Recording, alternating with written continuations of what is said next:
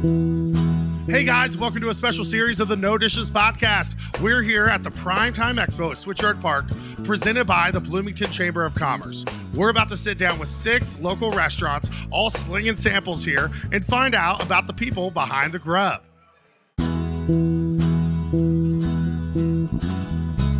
Hey, say, honey, let's go out to eat. Relieve our culinary duties. With all these restaurants to sweep us off our feet, they're bound to turn us into foodies. No dishes, no dishes, no dishes. We'll have a bottle of wine for lights and have a good time. No dishes, no dishes.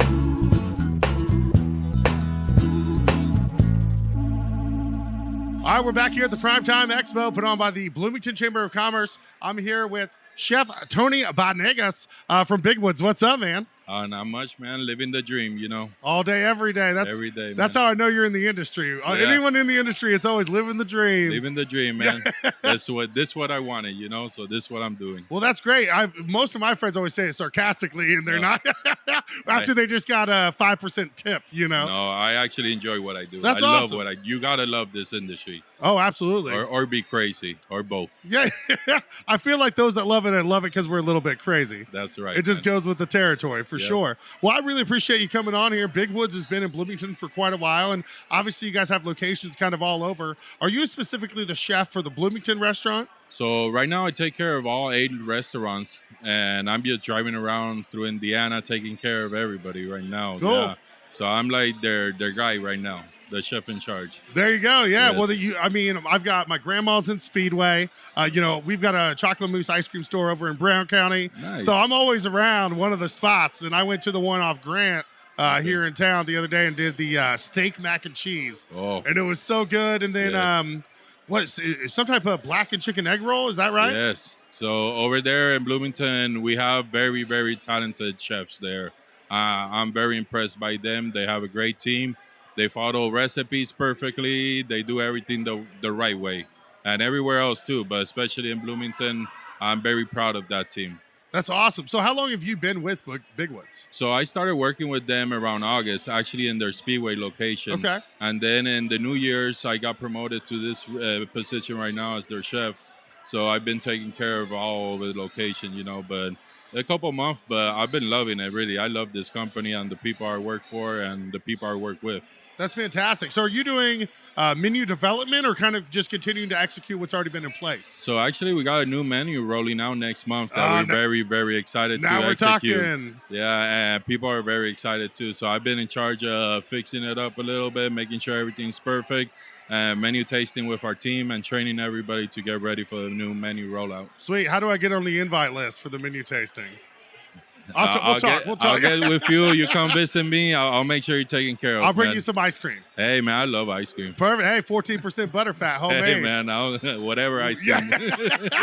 Like 14, 12, 10, it doesn't matter. That's the chef dinner right there. You get home, 3 in the morning, just eat some ice cream, go to bed, eat at work tomorrow. We should run a special flavor called the chef's dinner. Hey, man, let's do it. I like that, man. We're collabing. So what are some of the, I don't know if you're allowed to say, what are some of the things people might look forward to on this new menu? So it's kind of secret, you know, but I'll tell you a little snippet. We have a Malik Renew burger, the basketball player. Yeah, we did a collab with him, and it's actually very fun, and I'm very excited because we're donating $1 of the menu item to a charity he shows.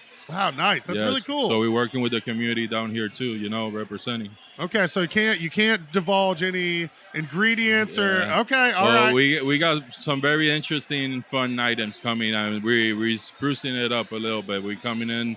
We have a Hard Truth brand, we got a Crawford brand, and we got to make sure Big Wood brand is always up to par with those other two. Yeah, that's a great way to look at it. Those, Crawford and Hard Truth are doing their thing. Yeah. So that's good. It's good for everyone to kind of push each other. Yeah, we motivate each other. Every time somebody do something good, we want to make it better and help each other grow along the way. Cool. Well, so I could tell you didn't want to divulge, but I'm such a fat kid. Yeah, fat kid at heart. I gotta ask. I'll tell you. But I respect it. I'll tell you a little one. Okay, hell yeah. A little sneak peek. We got our dill pickle pizza. Okay. And man, coming from Puerto Rico, you tell me, dill pickle pizza, I think you're crazy. You know, I think that's a late night munchies. You know, Yeah. but I tried it the other day, man. It's beautiful. It tastes super good, and it's a crazy combination, but it goes beautiful. It's a very good menu Okay, item. I'm gonna have to go and write I haven't written, so I write food reviews too. Oh, yeah. And I haven't written one for Big Woods in a while. I did years ago. Yeah, So yeah. I think I'm gonna have to save that for the deal. Come visit me wherever you want to meet up, man. I'll wine and dine you. I'll make sure you take your Good care looking of. out, man. You're my man. people. Yeah, man.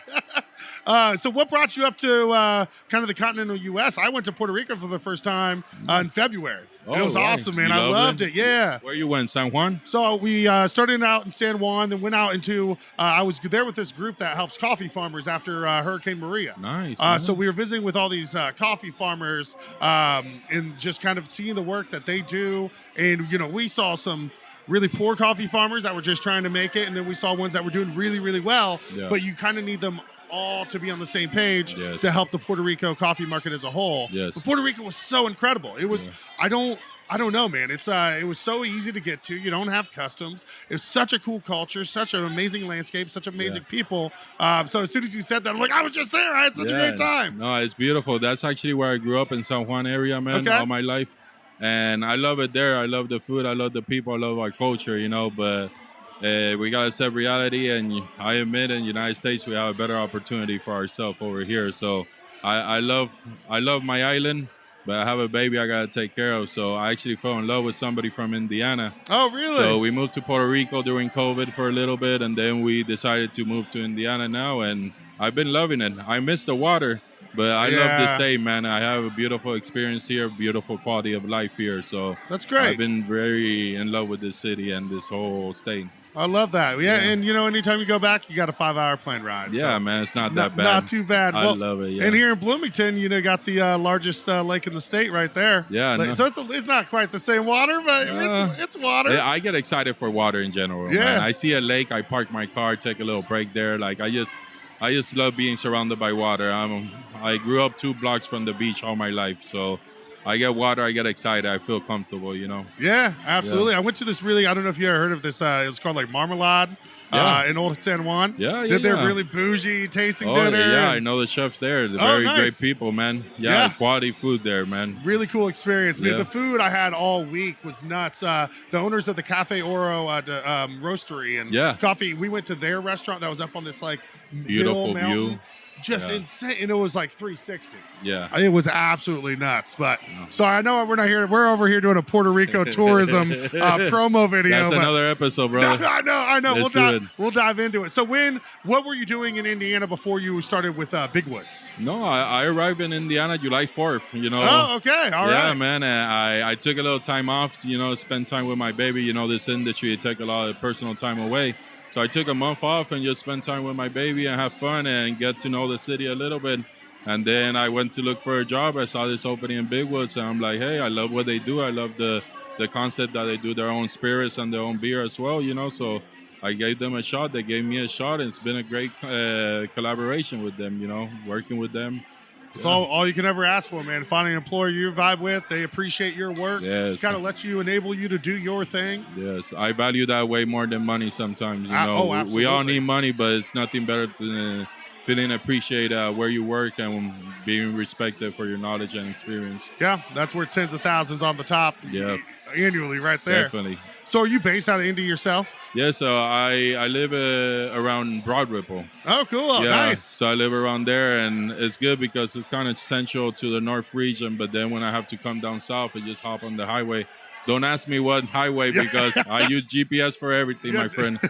But I just the pretty highway, the one with the lanes and But yeah, it's a good spot to be at, man. Yeah. I love it up there. Yeah, I also think about moving down here at Bloomington. So let me tell you this: I moved to Bloomington from Broad Ripple. Oh, really? I lived for my first year out of high school. I lived in Broad Ripple, then came down here, and it sucked me in. Bloomington's so incredible, so much amazing food. The university, arts, music, you name it. You know, so I'm gonna pitch it hard if you're gonna ask my opinion. Let's do it. Let's talk about it.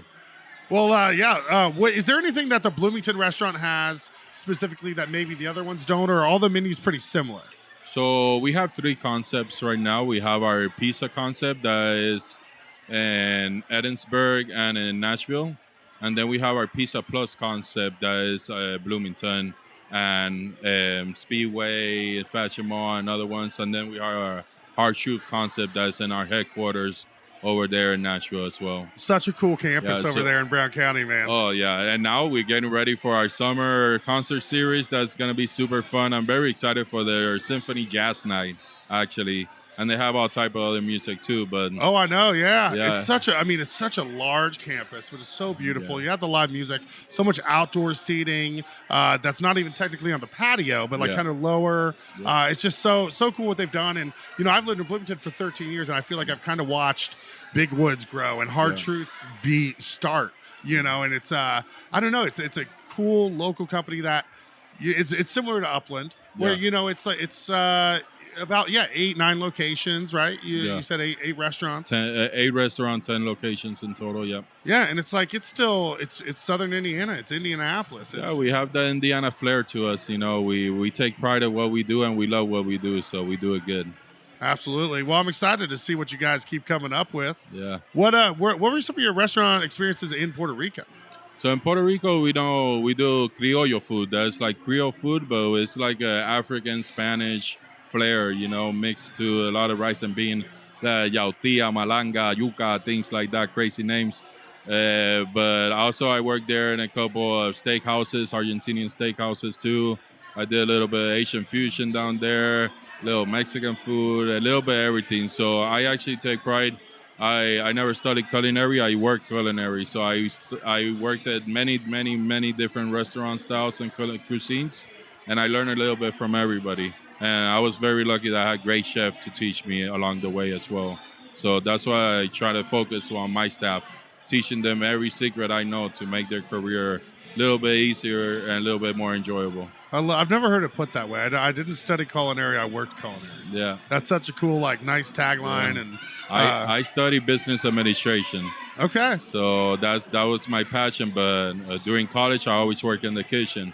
So when I graduated, I ended up making a business and had a food cart, had a catering company, had a product line company too, and just fell in love with the industry, man. I always loved cooking all my life since I was 7 years old. My first chicken was raw. I got kind of sick. My second chicken was burned, but my third chicken was better, So that's how I learned cooking, man. I love that, man. That's so cool. That's what I want to know about this food cart, though, because we used to run a food cart and we operate and organize the food truck event here every Friday. So what did you do on this food cart? It was Puerto Rican food completely, man. I was based out of Portland, Oregon back then. So I had the only Puerto Rican spot in Portland. So I did a lot of mofongo, that's mashed plantain. I was trying to remember the name. I was sitting here like mofongo, man. Just think, where your phone? Where my mofongo? And I also did bacalaitos, the codfish fritters. Dude, I didn't know what those were called. We got those as part of this sampler, and that was by far my favorite thing on there. Not cheese, it was the codfish, little fried chips. Yeah, by itself, it's even good. Actually, we're doing a whiskey pairing dinner that we've been working on, and today I was playing with the menu. And I did bacalaitos, man, for the whiskey pairing dinner because it's kind of like a fish and chips, Yeah. So that was some nice Irish whiskey, man. It's a beautiful combination, man. It's like a fish and chip all rolled into one. Yeah. You don't have to mess with two hands, just boom. Everything ready to go, man. Well, and normally, like fish and chips, I'm a big tartar sauce guy, if you can tell, But it's got this flavor that's already built in. It's very rare that I'm like, you don't need a sauce. Yeah. That's just like a really nice steak. So normally in Puerto Rico, we do a mayo ketchup with a little bit of garlic mixed in. That's it. For this whiskey dinner, we're doing a bacon crema that just goes so good together. You got the cod and the bacon, just amazing. What are some of the things about maybe Indiana culinary scene that caught you off guard or you weren't expecting? Or are there things that you're like, oh wow, this is really good? The crazy combination of things, I don't know much about Indiana. Like I said, I'm pretty new, but I've been learning a little bit. But the food scene here is very creative. People think outside of the box and they come with things that you would think like, oh, how would that go together? And you have the first bite and just fall in love with it. I know the corn here is, corn in Indiana, man, it's the best corn I ever had in my life. There we go. All right. I love that. But I just been busy working 24/7 since I got here, man. So it's very few times where I'm actually the guest in the restaurant. Right. That's tough. That's tough. Man, it's the life I love. That's good. Yeah, that's how, I mean, I've always just been in the industry, and I love nerding out to go see what other places are doing. And that's how this whole podcast started, where it's just like I'm always eating out every meal. Yeah. But it's I know that I'm lucky to have that time. Yeah, well, I take advantage of events like this and just visit everybody, try what they're doing. We do a lot of chef competition as well, so I get a chance to meet the best chefs in this city and this whole state, and I'm very lucky that I get to work aside them, and compete against them. But at the end of the day, it's all fun and games. We all have fun together, and we hang out a little bit, and I'm networking very cool people in this state, so I've been loving that opportunity as well. Yeah, that's so cool, man. I mean, there are so many great players. You got Jonathan Brooks in Indy with Milktooth, and he won a James Beard Award, I think. Yeah. And also Eli Lott, I think his name. I'm horrible with name, but he's a great guy too, and he's been killing it, man. So I'm a very competitive guy, so I'm excited to get into the scene and show people who is Chef Tony. Yeah, there you go. Hey, you got to get that stamp. Yeah, you got to tell them what's up. I did in Puerto Rico. I did it in Portland. I'll do it here. No fear. I love the swagger, man. Man. I'm sure it's going to come through on every taste bud when I taste your food. Yeah. Are you guys sampling some stuff? Yeah, so today we have our famous mac and cheese with our pulled pork that we actually smoke for 12 hours in every location. Every location have a smoker and our signature barbecue sauce on top. Something simple but delicious. I can't wait to get over there. Thanks so much for coming on. Oh, of course. Really good meeting you. Yeah, let's do more of this. I love this, man. Hey, anytime. We'll make it happen. We do 2-hour ones normally. Hey, let's talk, man. I love talking. That's my third language, English, Spanish, and talking. You know what I mean. Oh, yeah, man. I appreciate it. Yeah, man. Thank you, brother. Thanks for joining us in the latest episode of the No Dishes podcast. Do you like what you heard? Be sure to write a review, rate us, subscribe, like, whatever it is that you do to show your support. We really appreciate it. Until next time, be sure to keep those hands dry.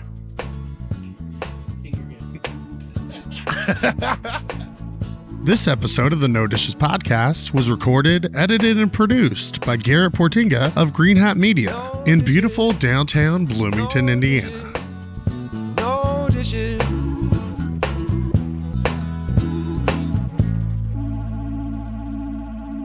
No Dishes Media. No Dishes Media.